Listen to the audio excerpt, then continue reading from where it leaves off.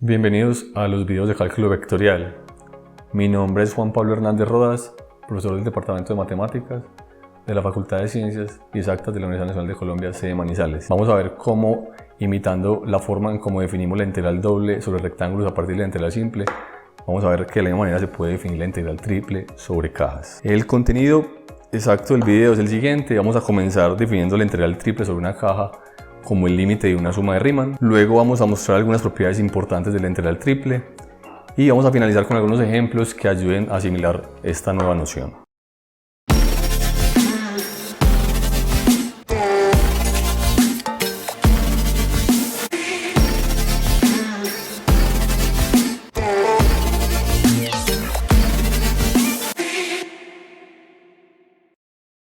Entonces voy a comenzar definiendo lo que es una caja en R3. Una caja en R3 simplemente va a ser el producto cruz de tres intervalos cerrados.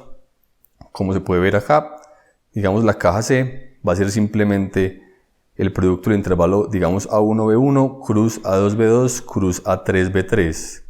Esto gráficamente, digamos que se puede ver de la siguiente manera. Si observan el gráfico, acá digamos que tenemos el espacio euclidio, digamos los tres ejes, el eje X, el eje Y y el eje Z. Sobre el eje X tenemos el intervalo A1B1, sobre el eje Y tenemos el intervalo A2B2 y sobre el eje Z tenemos el intervalo A3B3. Cuando hacemos el producto cartesiano de estos tres intervalos, uno simplemente lo que va a obtener es el conjunto de puntos, digamos X, Y y Z en R3, tal que X está en el primer intervalo, o sea X está entre A1 y B1, Y está entre A2 y B2 y Z está entre A3 y B3. Gráficamente uno puede ver que este conjunto es precisamente lo que está dibujado acá en rojo. Esa caja que vemos acá es precisamente el conjunto de todos los puntos que satisfacen esas tres condiciones. O sea, si uno dibuja, digamos, un punto cualquiera, uno toma un punto cualquiera en esta caja, cuando uno lo proyecta, digamos, al piso, ese punto va a tener dos coordenadas, una coordenada en X que va a estar precisamente entre A1 y B1, una coordenada en Y que va a estar entre A2 y B2 y una coordenada en Z que va a estar entre A3 y B3. Entonces, gráficamente esta es la forma que tienen las cajas en R3. Bueno, al tener definido lo que es una caja en R3, vamos entonces a ver cómo definir la integral de una función de tres variables real valuada sobre una de estas cajas. La idea, como dije inicialmente, es imitar lo que se hizo para definir la integral doble sobre rectángulos, solamente que la diferencia es que ya va a ser para funciones de tres variables definidas sobre cajas, ya no sobre rectángulos. Entonces la notación va a ser la misma, digamos que la integral se va a denotar de esta manera, digamos que si uno tiene una función f de tres variables en los reales y uno tiene una caja C, la integral de f sobre C se va a denotar, digamos, de esta forma como está acá. Bueno, entonces es bueno recordar tal vez lo que motivó, digamos, la definición de la integral simple y de la integral doble. Si ustedes recuerdan, cuando uno motivó, digamos, la definición de integral simple, digamos que la integral simple está motivada por el área bajo una curva. Digamos que yo tengo una función en una variable, digamos y igual a f de x, supongan que esta función es positiva en todos los puntos, digamos, del intervalo AB, digamos esto para todos los puntos en el intervalo AB. Entonces la integral de esta función en el intervalo AB iba a motivar o iba a significar, digamos, el área que está bajo la curva. O sea, esto es lo que representa la integral. Ahora, ¿cómo se computó esa integral? Entonces la idea era simplemente dividir el intervalo AB, digamos, en pedazos. No tienen que ser iguales, pero generalmente uno lo parte, digamos, en partes iguales. Al dividirlo, uno simplemente sobre cada uno de esos rectángulos escogía de manera aleatoria un punto. Ese punto lo que iba a dar era la altura de cada uno de estos rectángulos que uno iba a construir acá. Y con esa altura uno empezaba a construir estas nuevas regiones. Digamos que acá tomamos este punto. Y uno iba, pues, digamos, considerando estos rectángulos que obviamente no dan exactamente el área bajo la curva, pero iban a dar una aproximación. Ahora, cuando uno empezaba a hacer los rectángulos más pequeños, uno lo que obtenía acá, pues, digamos, era una suma de Riemann, que era simplemente, si uno observa cada uno de estos rectángulos, el área va a ser simplemente lo que mida la base por la altura. Y la base es lo que nos denotaba como delta xy. La altura era la imagen de f en ese punto aleatorio que uno escogía. Y uno hacía toda esa sumatoria, digamos, desde 1 hasta n. Y cuando uno hacía este límite, tender a infinito, esto era lo que representaba la integral entre a y b de la función f de x. Cuando hicimos lo mismo en el caso de dos variables, o sea, para integrales dobles sobre rectángulos, la idea era la misma, solamente que ya la región de integración iba a ser un rectángulo y uno ya iba a tener una función de dos variables cuya gráfica ya iba a estar en R3. Entonces, si repetimos acá, digamos, lo que uno hacía en ese caso, uno tenía, digamos, un rectángulo, pintémoslo acá, digamos, en el plano z igual 0. Al tener este rectángulo, digamos que uno tenía una cierta función, llamémoslo así, como z igual a f de xy, ya va a ser una función de dos variables. Digamos que esa función era siempre positiva para los puntos de este rectángulo. Entonces digamos que gráficamente, no sé, digamos que la función acá tenía una cierta forma. Y cuando uno consideraba, digamos, la región que se formaba por encima del rectángulo y por debajo de esa gráfica, aparecía pues un objeto con un cierto volumen. Pintémoslo acá. Y la integral de esa función en dos variables sobre ese rectángulo iba a representar el volumen del sólido que se forma por debajo de esta región. O sea, eso va a ser este volumen. La idea, como se computaba ese volumen, era la misma. Uno lo que hacía era dividir la región de integración en pedacitos muy pequeños, en rectángulos más pequeños, y sobre cada uno de esos rectángulos tomar una altura que estaba dada por f. Y de esa manera se formaban unas cajas acá, pues digamos, pintémoslas acá. Y uno lo que hacía era sumar todas esas cajas. Miren que intuitivamente es lo mismo, la idea es la misma. Uno acá iba a tomar, esta caja pues va a tener un volumen que es el área de la base, que uno lo denotaba como el delta de j, por la altura, que es la función f evaluada en un cierto punto, que es una parejita, digamos cita ahí un j. Y cuando uno hacía la suma sobre todo esto, esta era la suma de Riemann, y cuando hacía el límite eso le daba 1, la integral. Entonces la idea es repetir exactamente lo mismo, ahora para funciones de tres variables real valuadas definidas sobre cajas. Entonces vamos a tratar de mostrar cuál es exactamente esta definición. Entonces digamos que, supongamos que tenemos una caja C, ya sabemos que una caja pues es simplemente el producto cartesiano de tres intervalos cerrados, y supongamos que tenemos una función continua que va de la caja en los reales, es decir, va de R3 en R y es continua, digamos, sobre la caja. Entonces, como dije anteriormente, si esa función que uno va a integrar es positiva, esta integral va a representar el volumen, pero el problema es que va a ser el volumen de una región cuatridimensional que uno no puede dibujar.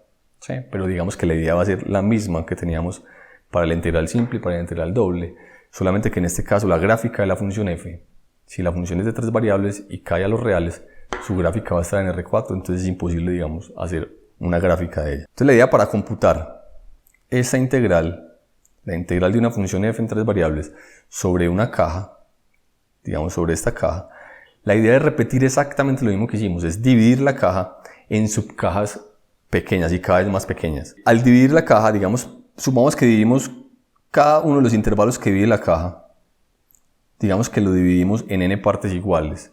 Al dividir cada uno de esos intervalos, la caja grande queda subdividida en n a la 3 cajas más pequeñas, que la vamos a denotar de esta manera, denotarlas como c sub i sub jk, que va a ser el producto de estos tres intervalos.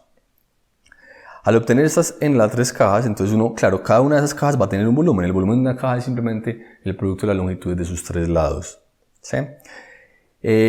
Dentro de esa caja uno va a escoger entonces nuevamente un punto al azar, lo vamos a llamar cita y jk, va a ser un cierto punto cualquiera en cada una de las cajas. Y uno entonces hace lo siguiente, y es, este producto que está acá, si ustedes observan bien, es simplemente el volumen de la base, que es el volumen de la caja, por la altura que le está dando la función. Si ustedes observan, esto es como el volumen de una caja, pero una caja cuatridimensional. Entonces uno no la puede visualizar, pero uno sí se da cuenta que tiene como el mismo significado de un volumen. Y al hacer la suma sobre todos esos volúmenes, uno lo que está haciendo es aproximando el volumen que hay por debajo de la gráfica de esa función de tres variables.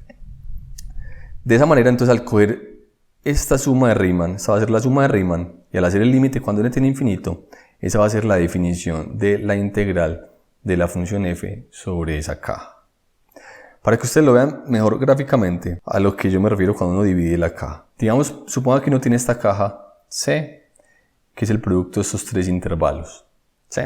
Es decir, es el producto de ese intervalo AB, que está sobre el eje X, por ese intervalo CD, que está en el eje Y, por ese intervalo EF, que está en el eje Z.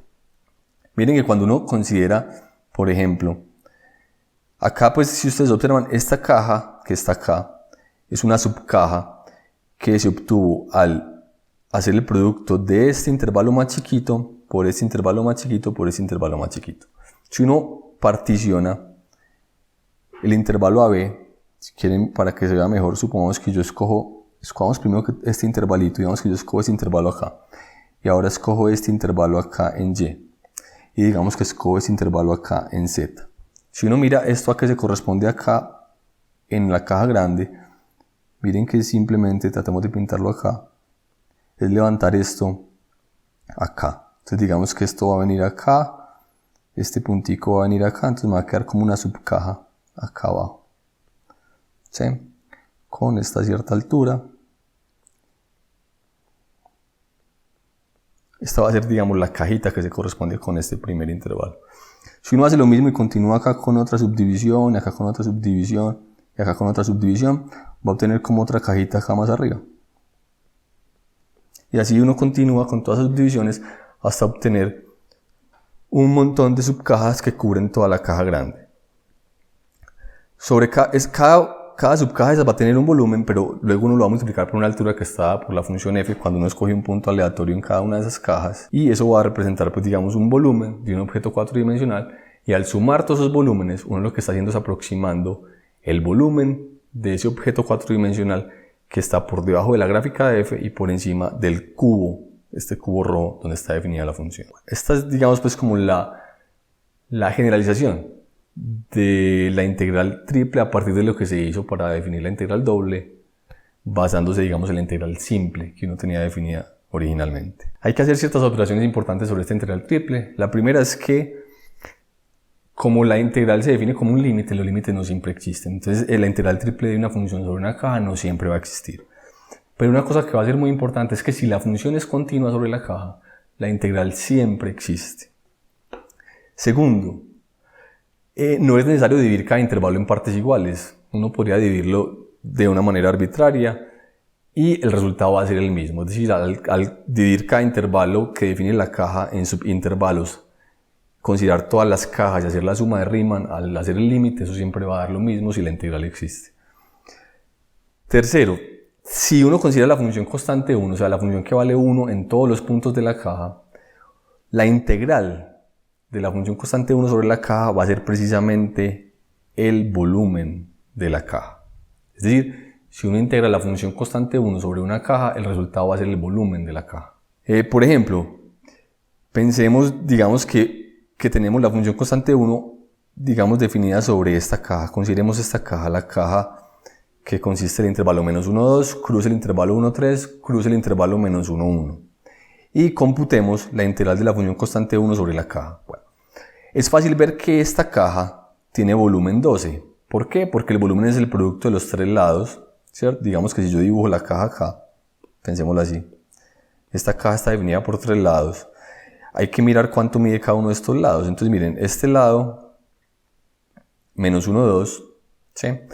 Ese lado mide 3, luego este mide 2, y luego este mide 2. Entonces me queda 3 por 2, 6 por 2, 12. O sea, el volumen de esa caja es 12. Ahora, si uno usa la definición que acabamos de dar de integral y uno quisiera computar la integral de la función constante 1 sobre esa caja, uno tendría entonces que considerar una partición de esta caja en subcajas, que eso se logra dividiendo cada uno de estos intervalos, si quieren, en n partes iguales. Al dividirlo en n partes iguales, pues uno le van a quedar n a la 3 cajas, cada caja de volumen 12 sobre n a la 3. Entonces, al hacer la suma de Riemann, uno va a obtener que la integral de la función constante 1 sobre esta caja va a ser simplemente el límite cuando n tiene infinito de esta triple sumatoria, de la sumatoria desde igual 1 hasta n, de la suma de j igual 1 hasta n, de la suma de k igual 1 hasta n, de 12 sobre n a la 3, y esto simplemente va a dar n a la 3 por 12 sobre n a la 3, que es 12, que en efecto es precisamente el volumen de la caja. Entonces este ejemplo simplemente está mostrando lo que vimos anteriormente. Cada vez que usted integre la función constante 1 sobre una caja, el resultado va a ser el volumen de la caja. Vamos a hablar ahora de algunas propiedades importantes de las integrales triples sobre cajas. Acá lo que vamos a hacer es simplemente acordarnos de las propiedades que tiene la integral simple y la integral doble y ver que en el caso de integrales triples se tienen exactamente las mismas propiedades.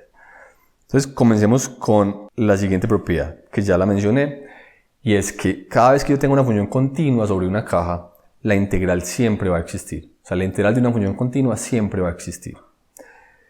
Segunda propiedad, si yo tengo una caja C y cuando integro la función constante 1 sobre esa caja, obtengo entonces el volumen de la caja. Tercera propiedad, suponga que tiene una caja C y tiene dos funciones integrales, digamos f y g. O sea, tengo una función f de 3 variables en R cuya integral sobre C existe y tengo una función g de 3 variables en R cuya integral sobre la caja existe. Entonces uno puede probar que la función suma, que también es una función de 3 variables en R, también va a ser integrable sobre esa caja. Pero además la integral uno puede probar que es la suma de las integrales, como se ve, digamos, acá. O sea, integrar una suma es la suma de las integrales. Esta es una propiedad, digamos, que lo que muestra es que el operador de integración es lineal, o sea, respeta la suma. Esta cuarta propiedad también tiene que ver lo mismo con la linealidad, y es que uno puede sacar los escalares cuando integra. Es decir, suponga que usted tiene una caja C, tiene una función f de 3 variables que es integrable sobre esa caja. O sea, esa integral existe, entonces uno puede probar que cuando uno multiplica la función f por una constante y la integra sobre la caja, eso también va a existir, pero además la integral va a ser alfa veces la integral de f. Entonces la propiedad 4 y la propiedad 3 anterior lo que dicen es que el operador de integración es lineal, o sea, respeta suma y producto escalar. Una quinta propiedad tiene que ver con desigualdades, y es que si yo, digamos que yo tengo una caja C y tengo dos funciones f y g definidas sobre esa caja. Si la función f siempre toma valores más pequeños que la función g y la función f es integrable y la función g es integrable, uno puede probar que la integral de f es menor o igual que la integral de g. Tal vez acá es bueno recordar lo que pasa, digamos, con la integral simple y la integral doble. O sea, uno puede, digamos, ver esto de una manera muy sencilla si uno piensa en áreas bajo curvas. O sea, pensemos que estamos, digamos, en el caso de la integral simple. Cuando uno tenía una función, digamos acá en un intervalo AB, digamos que yo tenía acá una función f y tengo otra función que siempre está por encima de esa, digamos una función g. Entonces digamos que f siempre es menor o igual que g para todos los puntos en el intervalo AB. Cuando yo tengo esta situación, uno puede ver que en términos de áreas es obvio que esta área que está acá es más pequeña que el área que está hasta acá arriba. Lo que pasa es que el área que está en azul es precisamente la integral de la función g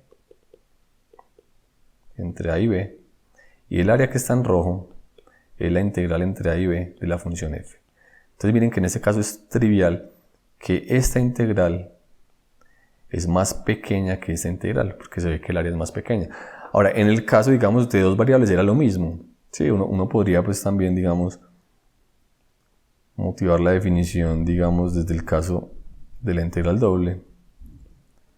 Digamos que uno tiene acá, claro, dos funciones, sino que acá las funciones ya van a ser, digamos, funciones en dos variables, ya las gráficas van a ser una cierta superficie, digamos que esta es y igual a f de xy, perdón, z igual a f de xy, y por acá tengo otra función, digamos que está más arriba de esta, que es g de xy.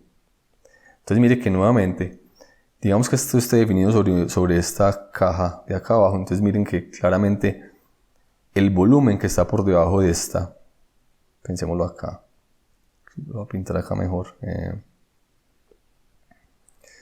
digamos el volumen que está por acá, todo este volumen, pintémoslo en rojo, o sea todo el volumen que está por debajo de esto, este volumen es la integral de la función f sobre ese rectángulo de abajo, llamémoslo R. Pero si uno mira el volumen de la que está arriba, ya vendría desde por acá arriba. O sea, todo este volumen desde acá arriba, obviamente ese volumen va a ser más grande. O sea, se tiene esta desigualdad. Entonces, en términos de áreas y volúmenes, es obvio, digamos, esa propiedad. Acá la estamos enunciando para el caso de tres variables, Gráficamente ya no podemos hacer el dibujo porque sería un dibujo cuatridimensional, pero uno se da cuenta, pues digamos que se comporta de la misma manera. O sea, esta propiedad se tiene de igual forma como se tenía para integrales simples y para integrales dobles. Una última propiedad tiene que ver con lo siguiente: ¿qué pasa cuando uno integra funciones sobre uniones de cajas? Entonces, para esto hay que definir lo que son cajas que no se traslapan. Entonces, ¿cuándo dos cajas no se traslapan? Dos cajas no se traslapan si no se tocan, o si se tocan solamente en parte de una cara, como se puede ver, digamos, en este dibujo. Este es un ejemplo de dos cajas que no se traslapan. Si ustedes miran la intersección de esas cajas, que es la región que está en rojo, es parte de las dos caras, es parte de estas dos caras. Es parte de esta cara y parte de esta cara. Entonces uno dice en ese caso que las dos cajas no se traslapan. Entonces repito, dos cajas no se traslapan si no se tocan, o si se tocan solamente en parte de una cara. Cuando uno tiene dos cajas que no se traslapan, uno puede probar lo siguiente. Suponga que usted tiene una función f de 3 variables en los reales, cuya integral existe sobre la caja C1 y también la integral existe sobre la caja C2. Entonces, si esas dos cajas no se traslapan, uno puede demostrar que la integral de f también existe sobre la unión de las dos cajas. Pero no solamente eso, sino que además es igual a la suma de las integrales de f sobre C1 más la integral de f sobre C2. O sea, se tiene esta propiedad. Bueno, estas son entonces algunas propiedades que ustedes seguramente recuerdan que se tenían para integrales simples y para integrales dobles. Acá entonces estamos viendo que para integrales triples también, digamos, que se preservan. Por ejemplo, pensemos el siguiente ejemplo. Consideremos, digamos, estas dos cajas. Consideremos la caja que consiste en el intervalo 0,1, cruz 0,1, cruz 0,1. En este caso esto es un cubo. Y consideremos la caja C2, que consiste de el producto de estos tres intervalos. El intervalo -1, 1 medio, por el intervalo 1, 2, por el intervalo 0, 1 medio. Esas dos cajas no se traslapan. Hagamos el dibujo para que ustedes vean que en efecto esas dos cajas no se traslapan. Entonces dibujemos primero, digamos, la caja 0,1, cruz 0,1, cruz 0,1. Pintemos la caja, digamos que esta caja sea esta. Digamos que tenemos esta caja. Digamos que esta es la caja 0,1, cruz 0,1, cruz 0,1. Es decir, este punto es el punto 1, 0, 0. Este de acá es el punto 0, 1, 0. Y ese es el punto 0, 0, 1. Esta sería la caja C. Igual a 0,1, cruz 0,1, cruz 0,1.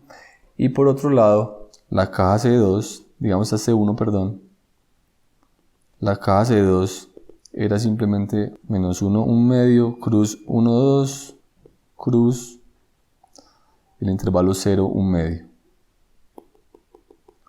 Miren que si uno dibuja esta caja va a estar definida en donde, si ustedes observan esa caja, pintémosla acá en rojo, va a estar definida acá. Miren que el eje Y, que corresponde al intervalo 1, 2, ese intervalo está acá. Ahora, sobre el eje X, esa caja llega solamente hasta 1 medio, o sea, hasta la mitad de este lado, y se prolonga acá, digamos, hasta 1 por acá. Entonces, acá uno va a tener, este va a ser un lado, y Z llega hasta 1 medio, o sea, sería hasta acá. Entonces uno puede ver que esa caja va a estar dibujada acá. Y si ustedes observan, estas dos cajas se tocan solamente en este pedacito. O sea, en efecto, estas son dos cajas que no se traslapan. Bueno, como estas dos cajas no se traslapan, entonces acabamos de ver que integrar una función sobre la unión de estas dos cajas, la integral va a ser la suma de las integrales sobre cada una de las cajas. Entonces, digamos que vamos a considerar esta función, la función f, que va a estar definida en la unión de estas dos cajas en R, y la vamos a definir como la función que vale 1 para los puntos que están sobre la caja C1 y vale 2 para los puntos que están sobre la caja C2. Si ustedes observan, esta función claramente no es continua porque está dando un brinco. O sea, sobre los puntos de la caja C1 vale 1, pero luego sobre los puntos de la caja C2 la función va a valer 2. Entonces claramente esta función no es continua. Sin embargo, uno sabe que esta función es integrable sobre C1. O sea, es decir, ustedes pueden ver que la integral de esta función sobre C1 existe. Y también pueden ver que la integral de esta función sobre C2 existe. ¿Sí? Es más, uno puede computarlas, miren. ¿Qué va a ser la integral sobre C1 de esa función? La integral sobre C1 de esa función, como la función f sobre C1 vale 1, es la integral de la función constante 1, y dijimos que esa integral es el volumen simplemente de la caja C1. Como la caja C1 es el intervalo 0,1 cruz 0,1 cruz 0,1, todos los lados miden 1, su volumen es 1 por 1 por 1, o sea, el volumen es 1, o sea, esa integral va a valer 1. Ahora, si hacemos la integral de la función f sobre C2, la función f sobre C2 dijimos que valía 2, entonces va a ser la integral de la función constante 2 sobre esa caja. Las constantes dijimos que se pueden sacar, o sea, me queda 2 veces la integral de la función constante 1 sobre la caja C2. Pero esta integral dijimos que es el volumen de la caja C2 y ustedes pueden ver que el volumen de la caja C2 es 3 cuartos, que multiplicado por 2 nos va a dar 3 medios. Entonces ya sabemos que la integral de f sobre C1 es 1 y la integral de f sobre C2 es 3 medios. Luego, como C1 y C2 no se traslapan, por la propiedad que dijimos anteriormente, la integral de f sobre esta unión es la integral de f sobre C1 más la integral de f sobre C2, es decir, va a ser 1 más 3 medios, que es simplemente 5 medios. Entonces acabamos de mostrar que esa función f, cuando se integra sobre la unión de esas dos cajas, por tener la propiedad de no traslaparse, esa integral la podemos computar como esta suma de estas dos integrales y nos va a dar 5 medios. Este ejemplo, además de mostrar cómo usar esa propiedad sobre cajas que no se traslapan, muestra algo más, y es que uno puede tener funciones que no son continuas, pero sí son integrables. Y esto es muy importante porque nosotros al principio dijimos que toda función continua es integrable. Pero eso no quiere que el recíproco sea cierto. O sea, uno puede tener funciones que no son continuas y sean integrables. Entonces, ese es un ejemplo de una función que no es continua, pero cuya integral existe. Veamos entonces ahora algunos ejemplos que nos ayuden, digamos, a comprender entonces mejor, digamos, esta noción de integral triple.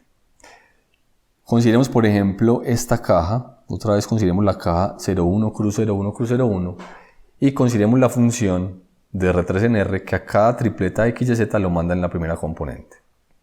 Claramente esa función es continua, por lo tanto esta integral de f sobre ese cubo tiene que existir. Ahora, ¿cómo computar esa integral? Bueno, por ahora no tenemos ninguna herramienta, tenemos la definición de límite y una suma de Riemann, entonces nos toca ir a la definición y tratar de computar esa integral usando sumas de Riemann. Entonces lo primero es dividir cada intervalo 0,1 en n partes iguales. Cuando uno divide el intervalo 0,1 en n partes iguales, tal vez voy a hacer el dibujo acá, digamos que yo tengo acá el intervalo 0,1, cuando uno lo divide en n pedazos iguales, pues simplemente cada uno de esos pedacitos de acá, que es lo que uno va a llamar, pues en la integral simple llamaba delta xy, por ejemplo, cada uno de esos delta xy va a ser simplemente lo que mide el intervalo grande, que es 1, dividido el número de partes en que lo divide, o sea, va a medir 1 sobre n. Ahora, cada uno de estos punticos, uno también sabe que esto va a ser simplemente esto va a ser i menos 1 sobre n, y acá va a estar i sobre n. O sea, cada subintervalo va a tener esta forma. Entonces, cuando uno hace eso con cada uno de los 3 intervalos que definen esta caja, uno va a obtener n a la 3 subcajas, cuya unión es toda la caja grande. Y cada una de esas cajas va a tener entonces esta forma que está acá. Cada subcaja CIJK va a ser de la forma el intervalo i menos 1 sobre n, i sobre n, que es como lo que está acá. Cruz, ahora cuando lo hago con el otro va a ser j menos 1 sobre n por coma j sobre n. Y cruz, lo mismo con el otro, que sería k menos 1 sobre n, k sobre n. Y en cada una de estas cajas, uno va a escoger un punto arbitrario, que es el que va a definir, digamos, la altura. Ese punto, digamos, en este caso yo lo voy a escoger como el punto i sobre n, j sobre n y k sobre n. Entonces ahora, si ustedes se acuerdan, la suma de Riemann, ¿cómo se define? La suma de Riemann es simplemente, vea, considere el volumen de cada una de esas subcajas. Recuerden que este volumen va a ser simplemente el volumen. La caja original tenía volumen 1 y uno la está dividiendo en n a la 3 partes, entonces el volumen de cada una de estas partes, o sea, esto va a tener volumen 1 sobre n a la 3. Ahora, esta función, recuerde que la función f, cada vez que le introduzco una tripleta, me arroja la primera componente. Entonces, si IJK es este punto, cuando le aplico f, me va a dar i sobre n. Entonces, esto me va a dar simplemente esta suma que está acá. Olvidemos un momentico el límite, por ahora pensemos solamente en esta suma. Esta suma va a ser la triple sumatoria de, entonces acá, esto va a ser i sobre n, que es lo que está acá, y esto va a ser 1 sobre n a la 3. Entonces mira que acá apareció este término. Ahora, este n a la 2 aparece de esta doble suma, porque mire que acá en los términos, perdón, de esta doble suma, la suma desde j igual 1 y desde k igual 1 hasta n, producen este n a la 2. Entonces esta sumatoria me va a dar simplemente este producto, que va a ser 1 sobre n a la 2, la sumatoria de los números del 1 hasta el n, que es lo que está acá. Si ustedes recuerdan, la suma de los números del 1 hasta el n es simplemente n por n más 1 sobre 2. Esto lo multiplico por 1 sobre n a la 2 y me da 1 medio más 1 sobre 2n. Por lo tanto, cuando tomo el límite de esa suma de Riemann cuando n tiende a infinito, ustedes saben que este término de acá se va para 0, y por lo tanto lo que uno concluye es que esta integral vale 1 medio. Entonces este ejemplo muestra cómo computar la integral de la función que a cada xz lo manda en x sobre el cubo 0,1 cruz 0,1 cruz 0,1. Entonces en ese caso nos está diciendo que esa integral va a dar 1 medio. Otro ejemplo que podríamos mirar es el siguiente. O sea, ustedes recuerdan cuando uno definió la integral simple y la integral doble, lo primero que uno nota es que usando la noción de límite es muy difícil computar las integrales. Entonces, cuando uno estudiaba la integral simple, lo primero que uno veía era un teorema muy importante que se llama el teorema fundamental del cálculo, que le permitía a uno computar esas integrales solamente conociendo la antiderivada de la función que se estaba integrando. Luego, cuando vimos las integrales dobles, mostramos que usando el teorema fundamental del cálculo y el teorema de Fubini, uno podía computar integrales dobles sobre rectángulos sin necesidad de usar la noción de límite. Entonces acá vamos a ver que vamos a tener que buscar una herramienta parecida, porque uno rápidamente se encuentra con problemas que uno no es capaz de resolver usando la definición de límite. Por ejemplo, supongamos que tenemos esta función, digamos la función que a cada x y z lo manda en e a la x más y más z. Esta función es claramente continua en todo R3, en particular es continua sobre este cubo 0,1 cruz 0,1 cruz 0,1. Digamos que intentamos entonces computar la integral de f sobre esa caja C. Entonces nuevamente lo que hacemos es dividir cada uno de los intervalos que define la caja en n partes iguales, obteniendo n a la 3 subcajas. Cada subcaja entonces nuevamente va a tener esta forma, y cada una obviamente de volumen 1 sobre n a la 3, y en cada una de esas subcajas vamos a escoger otra vez entonces digamos este punto, el punto cita i, j, k, que recordemos el que va a dar la altura de ese volumen de esos objetos cuatridimensionales. Al hacer entonces la suma de Riemann uno va a obtener, acá este es como el delta de b y j, que es el volumen de cada subcaja. Acá está la función evaluada en los cita y j, y uno tiene que hacer esta triple sumatoria. Entonces esta triple sumatoria es la suma de Riemann asociada a esa partición, y luego la integral va a ser el límite de esa sumatoria cuando n tiende a infinito. Entonces la pregunta es, bueno, ¿cuánto da esta integral? ¿Cuánto da ese límite? Entonces lo primero que uno nota es que realmente no es fácil computar este límite. Entonces esto motiva, digamos, a la búsqueda, digamos, de otras herramientas que permitan computar integrales triples sobre cajas sin tener que recurrir a la definición de límite de una suma de Riemann. Entonces, resumiendo, lo que hicimos en este video fue definir la integral triple sobre cajas, imitando lo que se hizo para la integral doble sobre cajas a partir de la integral simple. Vimos que las propiedades que se tenían para integrales simples y dobles se traducen, digamos, para el caso de integrales triples, y mostramos algunos ejemplos que ayudan, digamos, a familiarizarse con esta noción de integral triple. Bueno, este es el contenido de este video. Los invito a consultar el contenido relacionado con los videos de cálculo vectorial, y nos vemos en una próxima ocasión. Universidad Nacional de Colombia, proyecto cultural, científico y colectivo de Nación.